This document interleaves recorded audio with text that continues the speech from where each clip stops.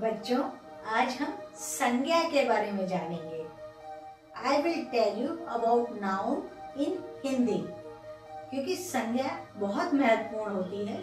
संज्ञा की परिभाषा: जिन शब्दों से किसी प्राणी, वस्तु, स्थान अथवा भाव का बोध होता है उसे संज्ञा कहते हैं। अगर हम सामान्य भाषा में इसे कहें तो किसी भी नाम को संज्ञा कहते हैं। वह नाम किसी व्यक्ति का हो सकता है, किसी जानवर पशु का हो सकता है, किसी पक्षी का हो सकता है, किसी स्थान का हो सकता है और किसी भाव का हो सकता है।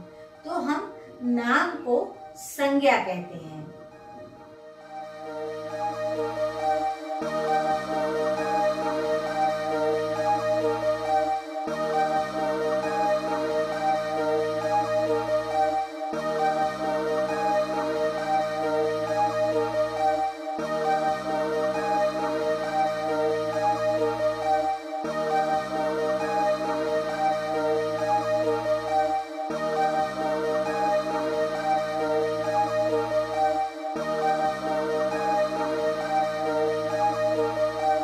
अब हम संज्ञा के प्रकारों के बारे में, ये कितनी तरह की संज्ञा होती हैं, बात करेंगे। पहला होता है व्यक्तिवाचक संज्ञा। We call it proper noun in English. इसकी परिभाषा है किसी विशेष व्यक्ति, वस्तु अथवा स्थान के नाम का ज्ञान कराने वाले शब्दों को व्यक्तिवाचक संज्ञा कहते हैं। मतलब ये कि किसी व्यक्ति का जो नाम होता है, स्थान का नाम होता है, वो व्यक्तिवाचक संज्ञा बन जाती है। जैसे आपका नाम मुकेश है, तो किसी का भी नाम हो, व्यक्तिगत नाम हो, वो व्यक्तिवाचक संज्ञा होती है। जैसे हम उदाहरण लेते हैं मोहित, इंदिरा, ताजमहल, हिमालय, दिल्ली, मुंबई, ये अलग अलग चीज़ों के, स्थानों के नाम हैं। तो ये व्यक्तिवाचक संज्ञा है। अगली संज्ञा होती है जातिवाचक संज्ञा, यानी कि we call it common noun in English.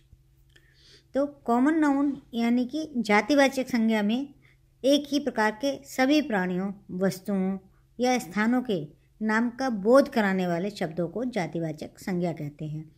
मतलब ये सामान्य भाषा में समझिए कि जैसे सभी प्राणी उसी तरह के होते हैं। जैसे आपने बोला कि पशु बहुत सारे हो सकते हैं, तो वो एक जातिवाचक संज्ञा हो गई। जाति का बोध कराया, एक ही तरह के प्राणियों का बोध कराया। मनुष्य, गाय, पुस्तक, पेड़। पुस्तकें जैसे बहुत सी हो सकती हैं, पेड़ बहुत से हो सकते हैं, तो बहुत सारी चीज़ें एक जैसी होती हैं, वो जातिवाचक संज्ञा कहलाती है। नगर, गांव। ठीक है। अब अगला आता है द्रव्यवाचक संज्ञा, यानी कि we call it material noun in English.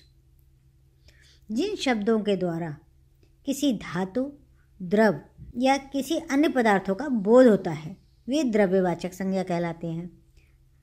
सामान्य भाषा में जो किसी मेटल के बारे में का नाम हो, किसी लिक्विड का नाम हो या किसी पदार्थ यानी कि कोई मटेरियल का नाम हो, वो द्रव्यवाचक संज्ञा कहलाते हैं, मटेरियल नाउन कहलाते हैं।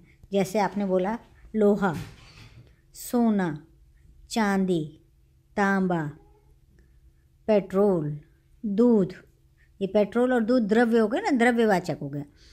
पानी, कोयला, लकड़ी, ये आपके उदाहरण हैं। समूहवाचक संज्ञा, we call it collective noun in English. इसकी परिभाषा है अनेक व्यक्तियों एवं वस्तुओं के समूह का ज्ञान कराने वाले शब्दों को समूहवाचक संज्ञा कहते हैं। मतलब जहाँ किसी व्यक्तियों का ग्रुप हो, वस्तुओं का ग्रुप हो, समूह हो, उन शब्दों को हम समूहवाचक संज्ञा कहेंगे। जैसे हम कहेंगे सेना व्यक्तियों का समूह होता है। सेना में बहुत सारे लोग होते हैं, तो ये समूहवाचक संज्ञा है। सभा, जुलूस, गुच्छा, संग्रह, ये सभी समूहवाचक संज्ञा होते हैं। अब आती है भाववाचक संज्ञा। भाववाचक संज्ञा, we call it abstract noun in English. भाववाचक की परिभाषा क्या है? किसी भाव, गुण, दोष या दशा का ज्ञान कराने वाले शब्द भाववाचक संज्ञा कहलाते हैं। सामान्य भाषा में कहें तो किसी के गुण के बारे में बात करें, किसी दोष के बारे में बात करें या किसी दशा के बारे में बात करें, भाव एक्सप्रेशन के बारे में बात करें, तो वो भाववाचक संज्ञा होती है। जैसे प्रेम, घृणा, अच्छाई, ईमानदारी, यौवन, बुढ़ापा, बचपन। अब जानिए भाववाचक संज्ञा अनेक संज्ञाओं से भी बन जाती है। जैसे अगर जातिवाचक संज्ञा है मित्र, मित्र कोई भी हो सकता है तो जातिवाचक संज्ञा बन गई। और इसकी जब भाववाचक संज्ञा बनेगी तो कहेंगे मित्रता। युवक, यौवन, ये जातिवाचक से भाववाचक संज्ञा बन जाती है। बूढ़ा, बुढ़ापा। दूसरे शब्द हैं मानव, उससे बना मानवता। पशु, पशुता। तो ये जातिवाचक से भाववाचक संज्ञा बनी। अब अगला उदाहरण लीजिए। विशेषण से भी भाववाचक संज्ञा बन जाती है। अब विशेषण देखिए, विशेषण होता है अच्छा और इसका भाववाचक बनेगा अच्छाई। प्यासा का प्यास, कठोर, ये विशेषण है, इसका भाववाचक बनेगा कठोरता। चमकीला, चमक। इसी तरह क्रियाओं से भी भाववाचक शब्द बन जाते हैं।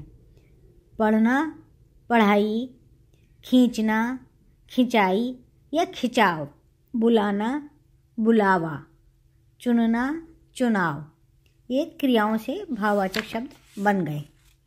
इस तरह शब्दों का रूप बदल जाता है।